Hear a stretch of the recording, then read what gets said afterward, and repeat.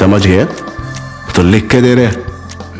2021 সালের ফেব্রুয়ারিতে নির্মাণের ঘোষণা পাওয়ার পর নানা বাধা বিপত্তি এবং করোনা মহামারীর কারণে পিছিয়ে যায় দক্ষিণ ভারতীয় সিনেমা গেম চেঞ্জার। অবশেষে 2025 সালের 10 জানুয়ারি মুক্তি পেল সিনেমাটি। সিনেমার প্রধান চরিত্রে অভিনয় করেছেন রামচরণ ও কিয়ারা আদবানি এবং এটি নির্মাণ করেছেন বিখ্যাত পরিচালক এস শঙ্কর। এই সিনেমা মুক্তির প্রথম দিনে একটি বিশেষ রেকর্ড গড়েছে। বিশ্বব্যাপী মুক্তির প্রথম দিনে গেম চেঞ্জার আয় করেছে 85 কোটি রুপি, যার মধ্যে শুধুমাত্র ভারত জুড়ে আয় হয়েছে 65 কোটি রুপি। ভারতে তেলুগু ভাষায় 3863টি শো, তামিল ভাষায় 650টি এবং হিন্দি ভাষায় 2485টি শো অনুষ্ঠিত হয়েছে।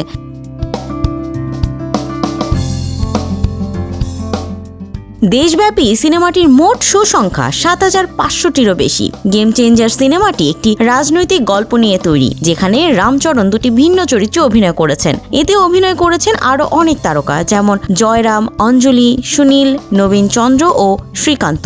সিনেমাটির বাজেট ছিল 450 কোটি রুপি, যা তামিল, তেলুগু এবং হিন্দি ভাষায় একযোগে মুক্তি পেয়েছে। প্রথম দিনে এই বিপুল পরিমাণ আয় প্রমাণ করল যে গেম চেঞ্জার শুধু দক্ষিণ ভারতেই নয়, সারা ভারত জুড়ে একটি ব্যাপক জনপ্রিয়তা অর্জন করেছে।